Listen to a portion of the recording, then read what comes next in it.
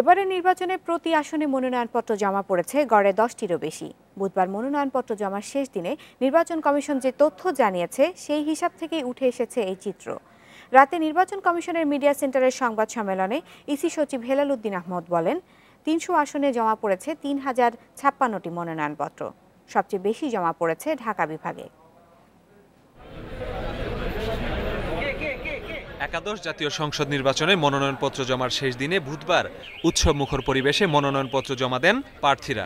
দেশের 300 রিটার্নিং ও 581 সহকারী রিটার্নিং কর্মকর্তার কার্যালয়ে বিকেল 5টা পর্যন্ত জমা নেওয়া হয় মনোনয়নপত্র। সময় শেষ হওয়ার পর তথ্য আসতে থাকে নির্বাচন কমিশনে। 300 আসনের তথ্য পাওয়ার পর সংবাদ সম্মেলনে আসেন ইসি সচিব।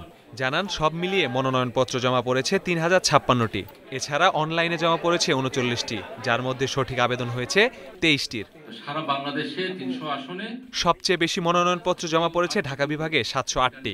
এক আসনে সর্বোচ্চ ঢাকা 17তে 27টি এবং সর্বনিম্ন মাগুরা 2-এ 4টি মনোনয়নপত্র জমা পড়ার তথ্য জানান সচিব। সর্বমোট 3056টি মনোনয়নপত্র দাখিল করা হয়েছে, অর্থাৎ 3056 জন মনোনয়নপত্র দাখিল করেছে।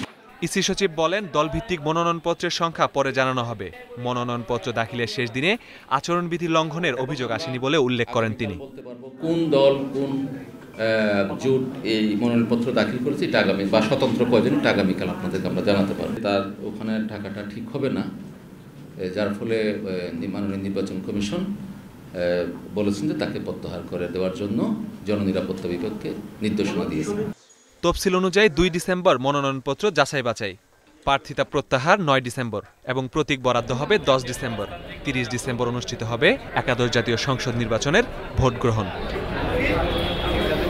Masudur Rahman, independent news, Dhaka.